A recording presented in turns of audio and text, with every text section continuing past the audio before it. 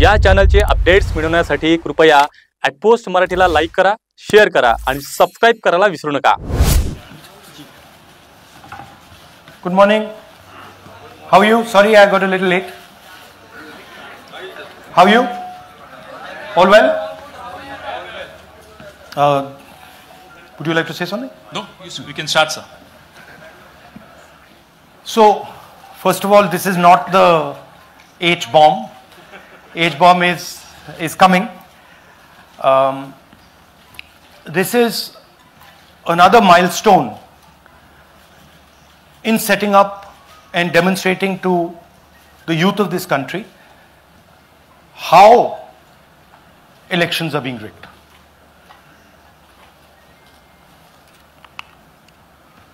So I'm going to make a claim here, very strong claim, about CEC Gyanesh Kumar. And this is not something I'm saying lightly.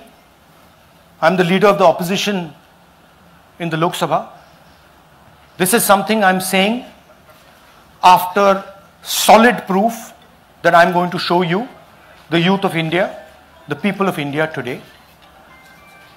Proof that is black and white, absolutely clear, that the Chief Election Commissioner of India is protecting the people who have destroyed Indian democracy. I'm also going to show you the method by which votes are being added and deleted, and I'm going to show you how they are done, how that is done. In election after election, someone, some force, some group of people has been systematically targeting millions of voters for deletion across India. This is something that we've heard again and again and again. Different communities, mainly communities that are voting for the opposition, Dalits, Adivasis, minorities, OBCs, are specifically targeted. We had heard this many times, and now we found 100% proof of it. Please understand, I am not going to say anything on this stage that is not backed up by 100% proof. I am somebody who loves my country. I love my constitution. I love the democratic process, and I am protecting that process. And so I'm not going to say anything here that is not going to be based on 100% proof that you can determine. The burden of the judgment is yours. I am going to lay the proof in front of you. You will see it and say, actually, this is pretty solid proof. Aland is constituency in Karnataka. 6,018 votes. Somebody tried to delete 6,018 votes. We don't know the total number of votes that were deleted in Anand in the 23 election. They are much higher than 6,018. But somebody got caught deleting 6,018 votes. And it was caught, like most crimes, by a coincidence. What happened was, the booth level officer there noticed that her uncle's vote was deleted. And so she checked who deleted her uncle's vote, and she found that it was a neighbor. पड़ोसी ने uncle का vote delete किया था. उसने जाके पड़ोसी से पूछा कि आपने मेरे अंकल का वोट क्यों डिलीट किया. पड़ोसी ने कहा, मैं तो जानता ही नहीं, मैंने तो कुछ वोट डिलीट ही नहीं किया. Neither did the person deleting the vote know, nor did the person whose vote was deleted know.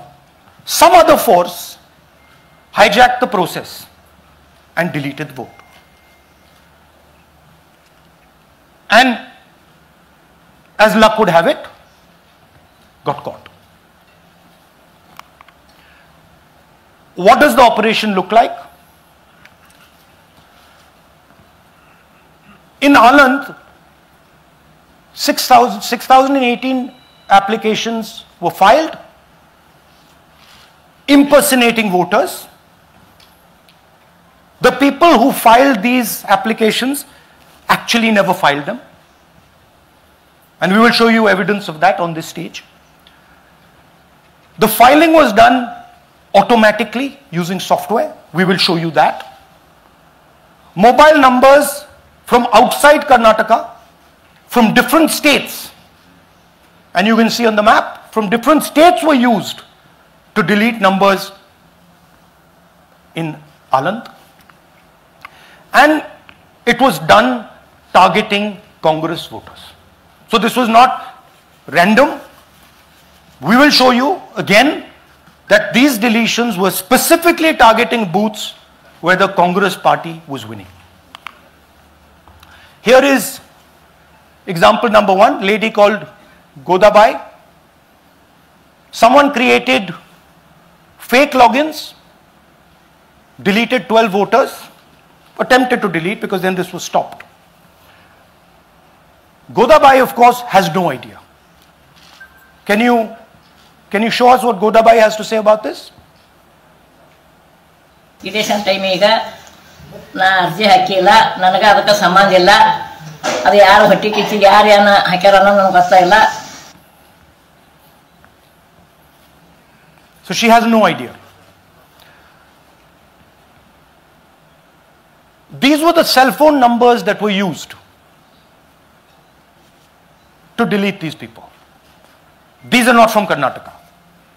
These numbers are from different states. You can see here.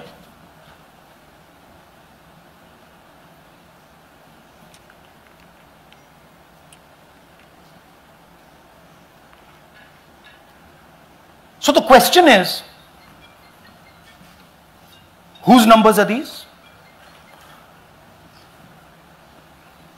How were they operated? Where were they operated from? Who generated the OTPs to disturb the process? Now these are questions that arise out of this. Here's example 2, Suryakant. This gentleman apparently deleted 12 voters in 14 minutes. He filled 12 deletion forms in 14 minutes. I'd like you to meet him. He's here. That's one of the people. That's one. Namaskar bhi aiye.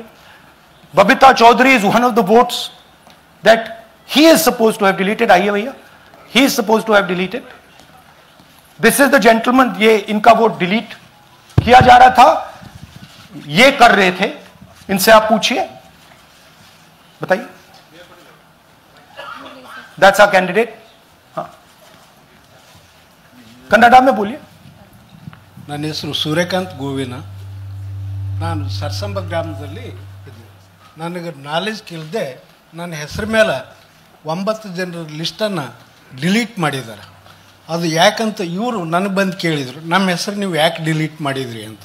ಅದಕ್ಕೆ ನಾನು ನಮ್ಮ ಸಾಹೇಬ್ರಿಗೆ ಹೇಳಿದೆ, ನಾನು delete ಯಾರಿಗೂ ಮಾಡಿಲ್ಲ, application ಕೊಟ್ಟಿಲ್ಲ, ಆದರೂ ಡಿಲೀಟ್ ಆಗ್ಯದ ಅದು ನೋಡ್ರಿ ಅಂತ.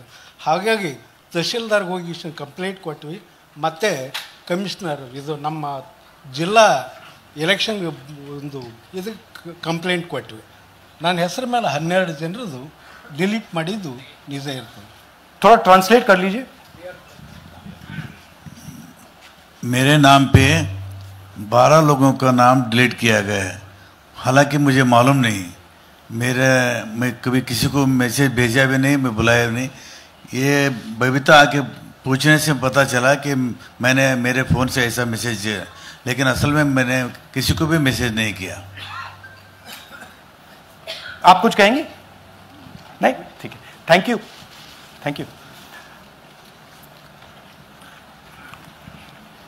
Third example, Nagaraj.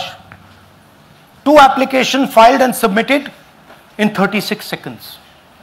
Please try and fill these forms and see how long it takes you. Try and fill. And I ask the youth of India, try it. Try and fill the form, 2 forms, in 36 seconds. You'll see the answer to this question. Notice also what time this gentleman fills the form. For some reason he gets up at 4:07 in the morning and suddenly fills 2 forms in 38 seconds.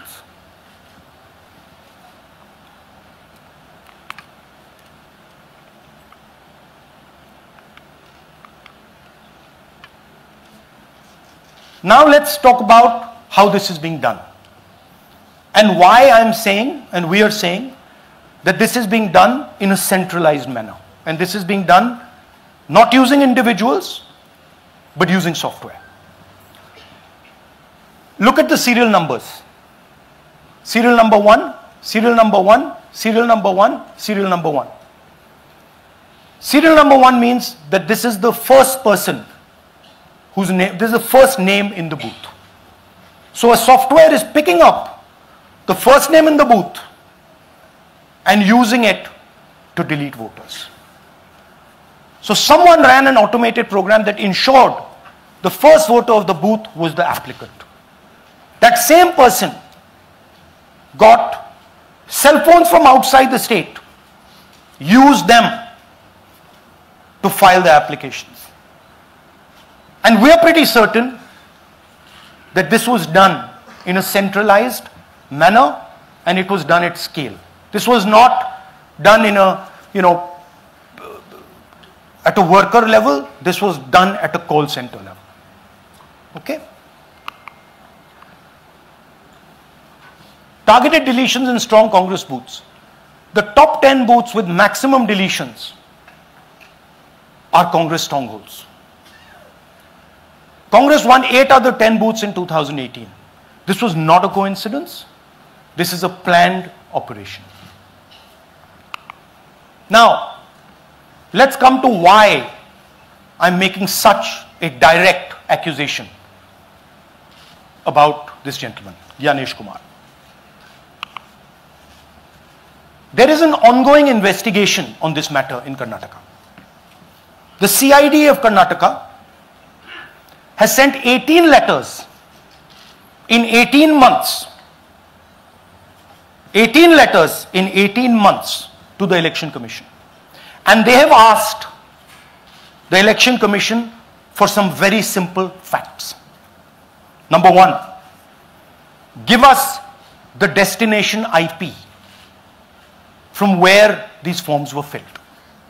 Number 2, give us the device destination ports from where these applications were filed. And number 3, most important, give us the OTP trails, because when you file, you have to get an OTP. 18 times in 18 months. The CID of Karnataka has written to the Election Commission for this. And they are not giving it. Why are they not giving it? Because this will lead us to where the operation is being done from. And we are absolutely convinced where this is going to lead. I'll give you a little bit of the chronology. FIR is filed February 23. Karnataka CID writes to ECI requesting all details of these numbers and these transactions almost immediately in March. In August, EC gives a reply, doesn't fulfill any of the demands, and doesn't give us the information. Doesn't give the CID of Karnataka the information that will lead them to their destination. January 24, Karnataka CID writes to ECI again and says, please send us full information. No answer. Karnataka CID by September 25, last letter went in September 25, has written 18 reminder letters. While this is going on, the CEC of Karnataka writes to the Election Commission in Delhi and says, there is a matter. Please provide this information. And the CEC of Karnataka multiple times asks the Election Commission. No answer. Now this is absolute solid proof that Gyanesh Kumar is protecting the people who are doing this. This is also absolute solid proof, what I've shown you, that this is being done in a centralized way, this is being done at scale, and this is being done using large resources. Question is, who is the someone? And the answer is with the EC today. The Election Commission of India knows who is doing this. And I want every single youngster in India to know that they are attacking this. And this is your future. When they are not giving this information, they are defending the murderers of our democracy. And it is important that every youngster knows this. Your jobs, your future, your aspirations all come from this instrument. And the Chief Election Commissioner, Mr. Gyanesh Kumar, is not telling the CID of Karnataka who is doing this. This is not an isolated case. There are many such cases. Here is another one. Maharashtra, Rajora, same idea. 6,850 targeted voters added. Anand we caught deletions, Rajora we caught additions. But the basic idea is the same. Phones from outside, people who are supposed to have added voters don't know that they've added voters, people who have deleted voters don't know that they've deleted voters. You can see, you might remember that, those names there, JW, JW, JW, JW from the last presentation. Same model. So it's the same system that is doing this. It's doing it in Karnataka, it's doing it in Maharashtra, it's done it in Haryana, it's done it in UP, and we have proof of all of it.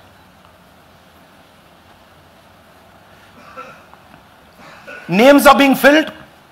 Addresses, the address is Sasti, Sasti, Sasti, Sasti. Name is UQ, JJW.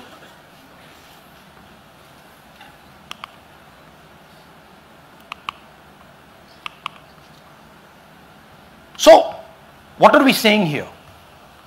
That the Chief Election Commissioner of India, Gyanesh Kumar, needs to stop protecting the people who are destroying Indian democracy. We have given you 100% bulletproof proof here. It cannot be doubted. You have seen it with your own eyes. Right? EC has to release this data of these phones, these OTPs, within a week. Otherwise, देखिए, ये H bomb तो नहीं है, H bomb आ रहा है, hydrogen bomb आ रहा है. ये एक और उदाहरण है वोट चोरी का. पिछली बार मैंने आपको एडिशंस के बारे में बताया था, ये हम आपको डिलीशंस के बारे में दिखा रहे हैं, और सबूत के साथ हम आपको दिखाएंगे कि ये जो डिलीशंस हुए हैं ये सेंट्रलाइज तरीके से कॉल सेंटर के प्रयोग करके, सॉफ्टवेयर के प्रयोग करके किए गए हैं.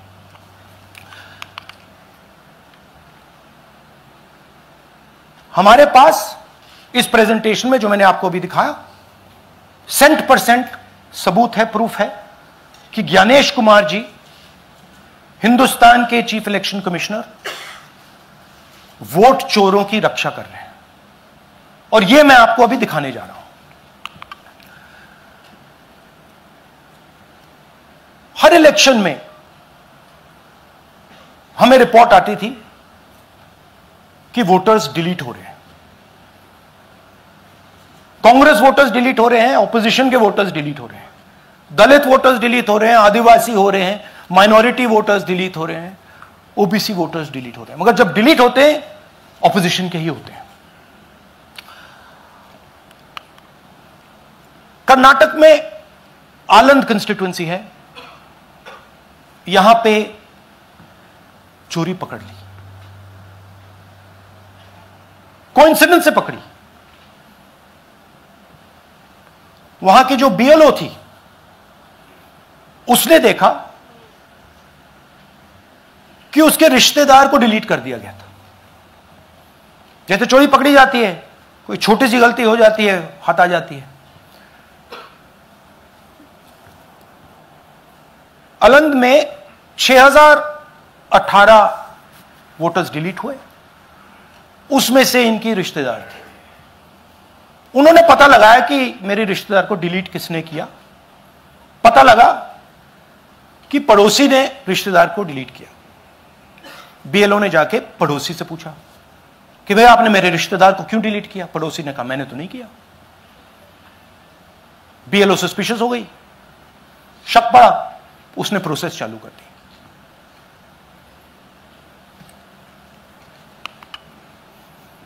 पता क्या लगा कि कोई ना कोई,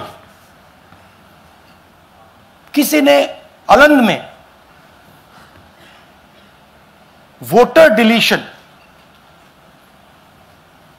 सिस्टमैटिकली ऑर्गेनाइज तरीके से, सेंट्रलाइज तरीके से किया। हमें यह नहीं मालूम कि आलंद में कितने वोटर डिलीट हुए, क्योंकि इससे बहुत ज्यादा हो सकते हैं।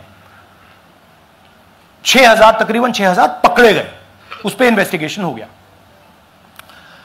क्या पता लगा कि फाइलिंग ऑटोमेटिकली ऑनलाइन हो रही है। मोबाइल नंबर्स कर्नाटक के नहीं यूज हो रहे, मोबाइल नंबर्स दूसरी स्टेट्स के यूज हो रहे हैं। इनफैक्ट कर्नाटक के नंबर थे ही नहीं उसमें। मतलब आप दिल्ली में बैठे डिलीट कर रहे हो, आपका नंबर तमिलनाडु का है। आप गुड़गांव में डिलीट कर रहे हो, आपका नंबर झारखंड का है। और जब हम चेक कर रहे हैं कि भैया आपका नंबर है, तो आपका नंबर है ही नहीं, किसी और का नंबर है। और टारगेट करके कांग्रेस वोटर्स को डिलीट किया गया। ये गोदाबाई जी हैं, इनके नाम पर 12 वोटर्स डिलीट किए गए। इनको मालूम ही नहीं, इनको पता ही नहीं कि इन्होंने 12 वोटर्स डिलीट किए। दिखाइए जरा। ಇಲೆಕ್ಷನ್ ಟೈಮ್ ಈಗ ये इनका वीडियो है। ನಾ ಅರ್ಜಿ ಹಾಕಿಲ್ಲ, ನನಗೆ ಅದಕ್ಕೆ ಸಂಬಂಧ ಇಲ್ಲ। ಅದು ಯಾರು ಹೊಟ್ಟಿ ಕಿಚ್ಚಿಗೆ ಯಾರು ಏನ ಹಾಕ್ಯಾರ ಅನ್ನೋದು ನನಗೆ ಗೊತ್ತಾಗಿಲ್ಲ। तो इनको आइडिया नहीं है कि इन्होंने वोटर्स डिलीट कर दिए।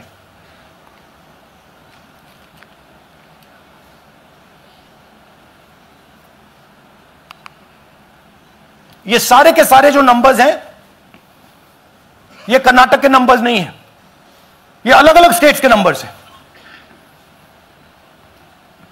और इन नंबर्स को आप फोन करके देखिए, रिप्लाई नहीं आता है।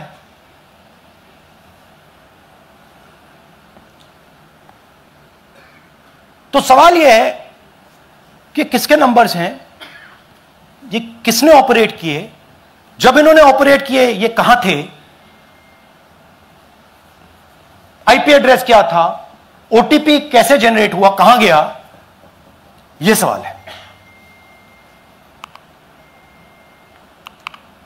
यह दूसरा उदाहरण, सूर्यकांत जी जो अभी स्टेज पे आए थे, इन्होंने 12 वोटर्स को 14 मिनट में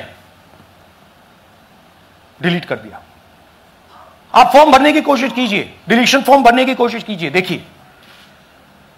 और जब हमने इनसे पूछा कि भैया आपने ये कैसे किया, वो कहते हैं मैंने तो नहीं किया, मैं तो जानता ही नहीं हूं।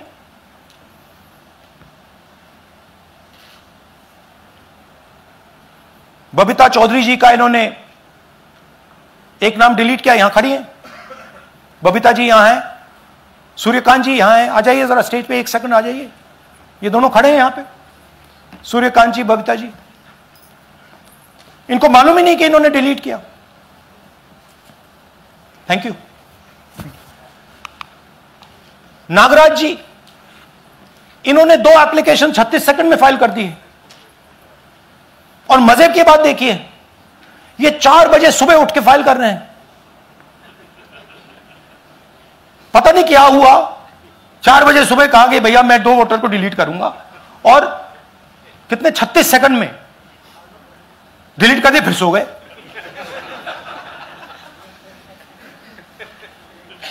हमारी माइंड में पहले सवाल था कि क्या इलेक्शन कमीशन भी सो रहा है, मगर नहीं, सोया कोई नहीं है, जगे हुए हैं, सिस्टमैटिकली मदद हो रही है।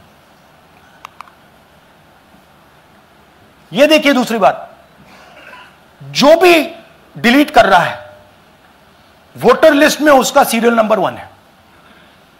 मतलब जो भी वोटर लिस्ट में पहले नंबर पे आता है वही डिलीट कर रहा है। 5वें नंबर वाला, 7वें नंबर वाला, 10वें वाला कोई नहीं कर रहा। तो हो क्या रहा है, सॉफ्टवेयर से यह काम किया जा रहा है। सॉफ्टवेयर प्रोग्राम कह रहा है पहला नाम निकालो और इसका प्रयोग करके डिलीट करो। टारगेटेड डिलीशंस हो रहे हैं। कांग्रेस पार्टी पर आनंद में अटैक किया। टॉप 10 बूथ्स जहां सबसे ज्यादा कांग्रेस की स्ट्रेंथ थी वहां टारगेट किया। और 2018 में पिछले इलेक्शन में 10 में से 8 बूथ कांग्रेस पार्टी जीती थी, और इन 8 में से इन्होंने 6000 लोग उड़ाने की कोशिश की। ये कोइंसिडेंस नहीं था, ये प्लान था, और ये सेंट्रलाइज तरीके से किया जा रहा है। अब मैंने बहुत बड़ी बात बोली, चीफ इलेक्शन कमीशन के बारे में मैंने बोला कि यह व्यक्ति वोट चोरों की रक्षा कर रहा है। जो भी मैं यहां बोल रहा हूं 100% प्रूफ के साथ, सबूत के साथ बोल रहा हूं। और मैं अभी आपको दिखाना चाहता हूं कि मैं ये शब्द क्यों बोल रहा हूं और किस बेसिस पे बोल रहा हूं। आपको अपनी आंखों से यह दिखेगा। कर्नाटका सीआईडी ने केस चालू किया कि ये वोटर कौन है, ये फोन किसके हैं, ये आईपी एड्रेस क्या है, ओटीपी कहां गया, इन चीजों के बारे में इन्वेस्टिगेशन शुरू होती है। कर्नाटक सीआईडी ने हिंदुस्तान के इलेक्शन कमीशन को 18 चिट्ठियां लिखी हैं। हमें आप ये इंफॉर्मेशन दीजिए, बिल्कुल क्लियर है, डेस्टिनेशन आईपी दीजिए, डिवाइस डेस्टिनेशन पोर्ट दीजिए, ओटीपी ट्रेल दीजिए, फोन नंबर्स दीजिए, फोन नंबर्स के मालिकों के नाम दीजिए। क्लियरली पूछा है, नो आंसर। 18 चिट्ठी CID Karnataka, no answer from chief election commissioner, no answer from election commission. Timeline देखिए,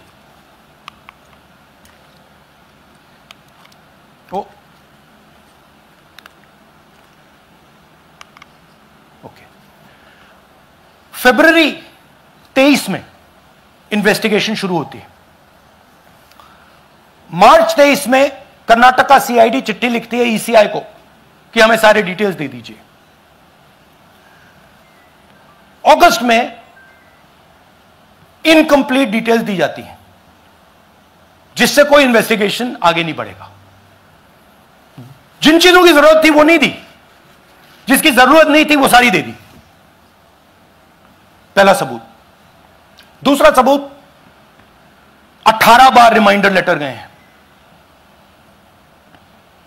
आपको अगर सीआईडी एक बार लेटर भेज दे और आप नहीं गए, आप जानते हो क्या होगा। यहां पे इलेक्शन कमीशन को 18 बार लेटर गए हैं, कुछ नहीं हुआ है। बाद में क्या होता है, कर्नाटक ईसी इलेक्शन कमीशन को लिखता है, कहता है भैया हमें दे दीजिए, आपको इंफॉर्मेशन देना पड़ेगा। No reply. मार्च 25 में, आखिरी लेटर सितंबर में गया है, कुछ ही दिन पहले। No reply from EC. यह है सबूत कि ज्ञानेश कुमार जी वोट चोरों की रक्षा कर रहे हैं, और यह ब्लैक एंड व्हाइट सबूत है, इसमें कोई कंफ्यूजन नहीं है कहीं।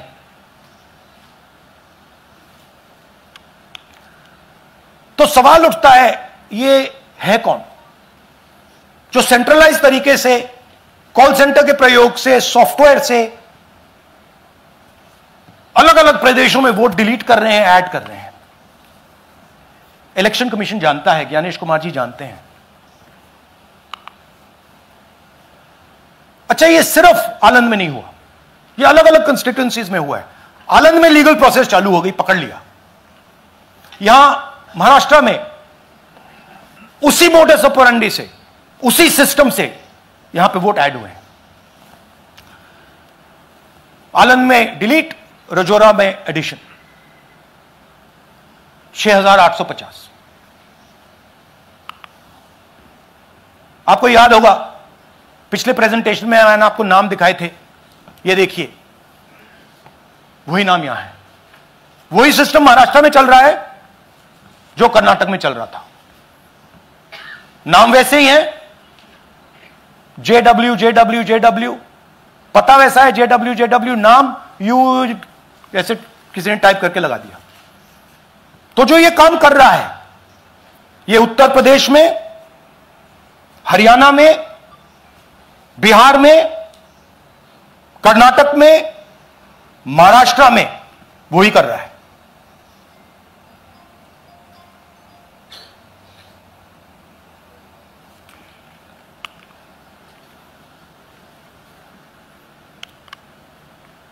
तो हमारी डिमांड है, ज्ञानेश कुमार जी, आप अपना काम कीजिए।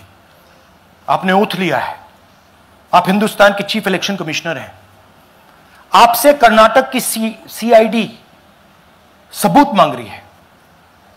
आप कर्नाटक की CID को यह सबूत 1 सप्ताह के अंदर दे दीजिए, नहीं तो पूरा हिंदुस्तान के सारे युवा इस बात को एक्सेप्ट करेंगे कि आप हिंदुस्तान के कॉन्स्टिट्यूशन, हिंदुस्तान के संविधान की हत्या में शामिल हो, हिंदुस्तान के संविधान की रक्षा नहीं कर रहे हो, और वोट चोरों की आप मदद कर रहे हो। Thank you. और थोड़ी देर में हम आपको हाइड्रोजन बॉम्ब दिखाने जा रहे हैं। नहीं, आज नहीं, थोड़ी देर में उसकी प्रिपरेशन चल रही है। क्योंकि हम देखिए, मैंने टीम से कहा है कि अगर मैं स्टेज पे जा रहा हूं, ब्लैक एंड व्हाइट प्रूफ नहीं होगा, मैं नहीं जाऊंगा। अगर ब्लैक एंड व्हाइट प्रूफ होगा, जो कोई मतलब उसको निगेट नहीं कर सकता, मैं जाऊंगा। मैं देश के कॉन्स्टिट्यूशन की रक्षा कर रहा हूं, संविधान की रक्षा कर रहा हूं, मैं लोकतंत्र की रक्षा कर रहा हूं, और मैं सच्चाई आपके सामने रख रहा हूं। बहुत बहुत धन्यवाद, नमस्कार, जय हिंद। सर, 3 सवाल। PTI से संजीव चोपड़ा। या राहुल जी, दिस साइड। या राहुल जी इधर। हाँ, कहाँ है? To your right. हाँ, हेलो राहुल जी, आज आपने नया खुलासा किया है कि कैसे वोट चोरी हो रही है। आपने पहले भी महादेवपुरा के बारे में बताया कि कैसे एडिशंस हो रही हैं, अब आपने बताया कैसे डिलीशंस हो रही हैं।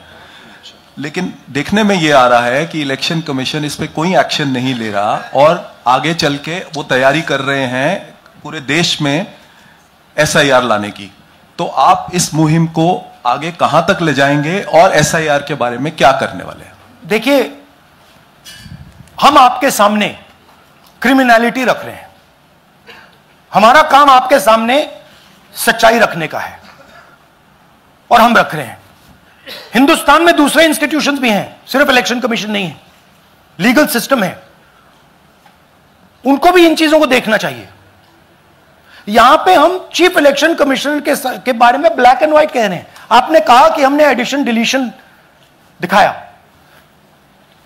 पहले प्रेजेंटेशन में मैंने एडिशन दिखाया था, अब हमने डिलीशन दिखाया है, मगर हमने एक और चीज जोड़ दी है, एडिशन और डिलीशन का सिस्टम, उसका स्ट्रक्चर, उसका तरीका।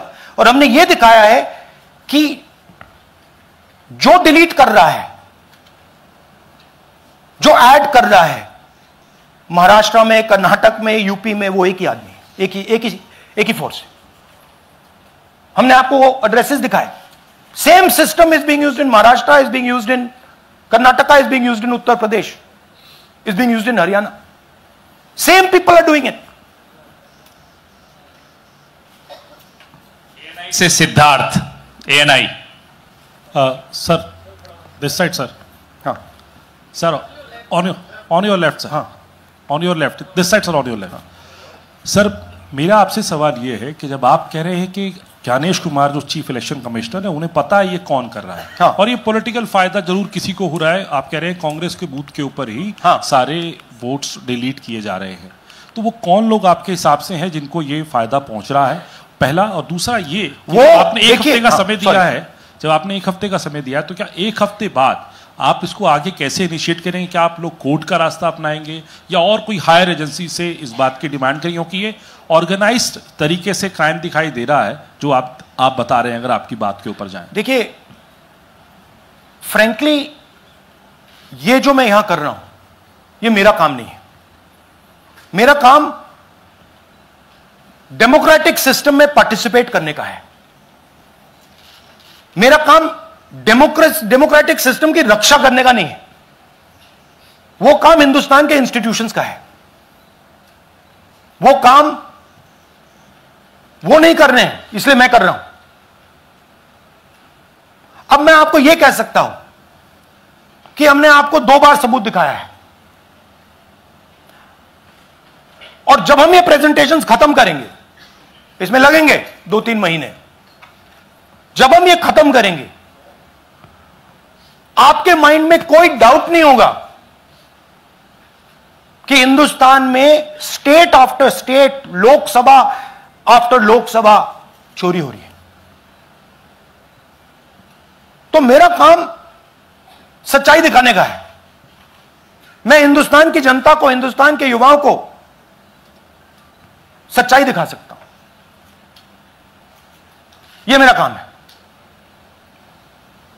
उनकी जो इंटरेस्ट है, क्योंकि ये जो कॉन्स्टिट्यूशन है, ये हिंदुस्तान की जनता का रखवाला है, प्रोटेक्टर है, और मैं इसकी प्रोटेक्शन कर रहा हूं। इसकी प्रोटेक्शन करने का काम हिंदुस्तान के इंस्टीट्यूशंस का है, हिंदुस्तान के ऑपोजिशन लीडर का नहीं है, मगर इंस्टीट्यूशंस नहीं करने हैं। अच्छा, एक इंटरेस्टिंग बात आई है जो मैं आपको बताना चाहता हूं कि इलेक्शन कमीशन के अंदर से हमें मदद मिलनी शुरू हो गई है। मैं साफ बोल देता हूं, इलेक्शन कमीशन के अंदर से, पहले नहीं हो रहा था, अब इलेक्शन कमीशन के अंदर से इंफॉर्मेशन आ रही है। यह रुकेगा नहीं, यह रुक नहीं सकता है, क्योंकि हिंदुस्तान की जनता इस बात को एक्सेप्ट नहीं करेगी। एक बार हिंदुस्तान की जनता को, हिंदुस्तान के युवाओं को पता लग गया कि वोट चोरी हो रही है, उनकी शक्ति लग जाएगी। IANS से आलोक झा। इस तरह से नहीं प्लीज। IANS से आलोक झा। वो भी मैं आपको दिखा दूंगा, वो भी मैं आपको प्रूफ के साथ दिखा दूंगा, है हमारे पास।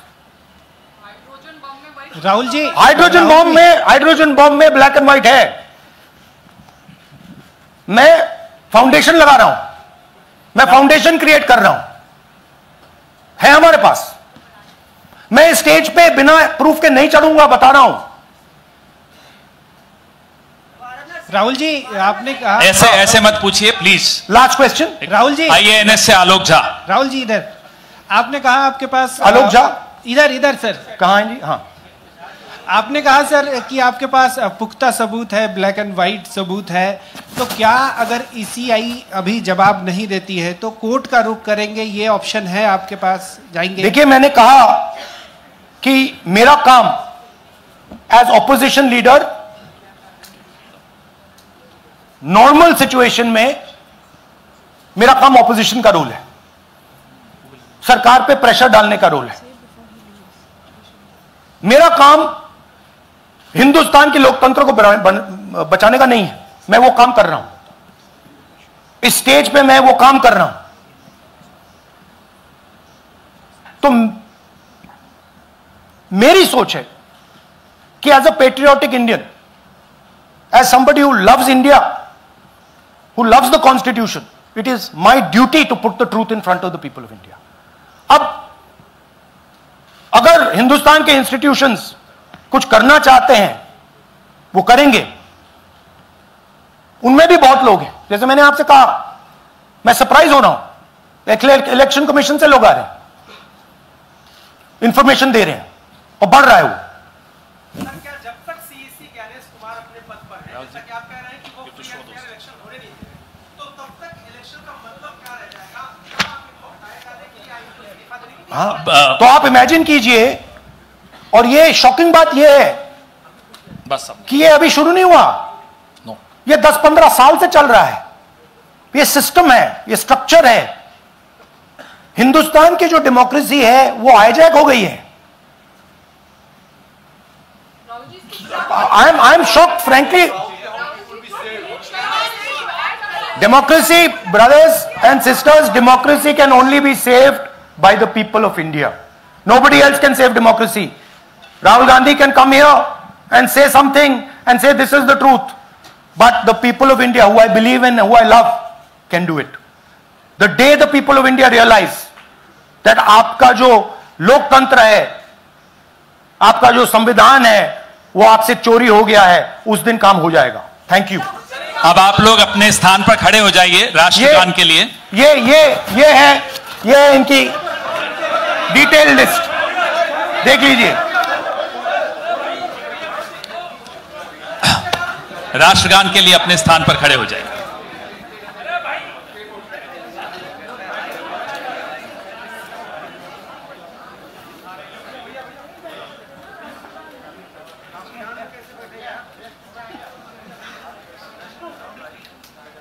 भारत भाग्य विधाता, पंजाब सिंध गुजरात मराठा, द्राविड उत्कल बंगा, विंध्य हिमाचल यमुना गंगा, उच्चल जलधि तरंगा, तव शुभ नामे जागे, तव शुभ आशीष मांगे, गाहे तव जय गाथा, जन गण मंगलदायक जय हे भारत भाग्य विधाता, जय हे जय हे जय हे जय जय जय जय हे। Thank you.